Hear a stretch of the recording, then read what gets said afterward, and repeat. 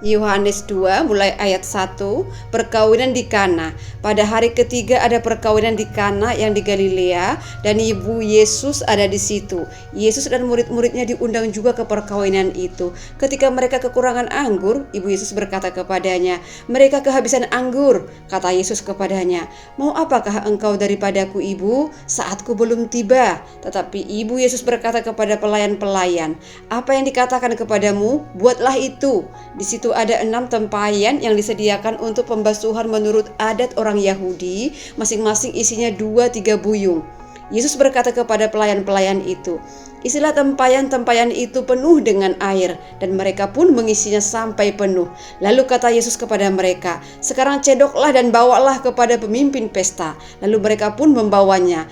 Setelah pemimpin pesta itu mengecap air yang telah menjadi anggur itu, dan ia tidak tahu dari mana datangnya, tetapi pelayan-pelayan yang mencedok air itu mengetahuinya, ia memanggil mempelai laki-laki dan berkata kepadanya, "Setiap orang menghidangkan anggur yang baik dahulu, dan sesudah orang puas minum, barulah yang kurang baik. Akan tetapi engkau menyimpan anggur yang baik sampai sekarang."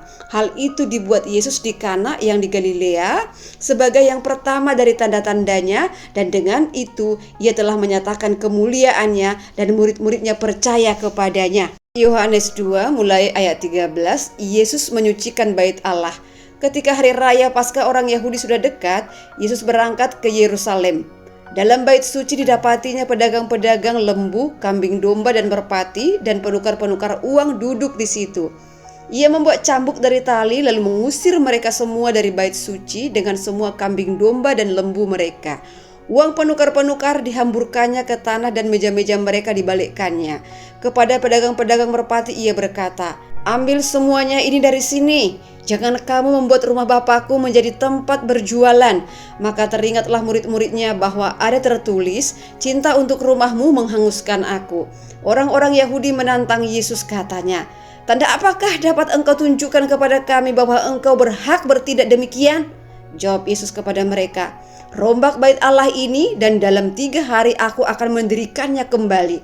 Lalu kata orang Yahudi kepadanya, 46 tahun orang mendirikan bait Allah ini, dan engkau dapat membangunnya dalam 3 hari. Tetapi yang dimaksudkannya dengan bait Allah ialah tubuhnya sendiri. Kemudian sesudah ia bangkit dari antara orang mati, barulah teringat oleh murid-muridnya bahwa hal itu telah dikatakannya, dan mereka pun percayalah akan kitab suci dan akan perkataan yang telah diucapkan Yesus. Dan sementara ia di Yerusalem selama hari raya Paskah, banyak orang percaya dalam namanya karena mereka telah melihat tanda-tanda yang diadakannya. Tetapi Yesus sendiri tidak mempercayakan dirinya kepada mereka karena ia mengenal mereka semua, dan karena tidak perlu seorang pun memberi kesaksian kepadanya tentang manusia, sebab ia tahu apa yang ada di dalam hati manusia.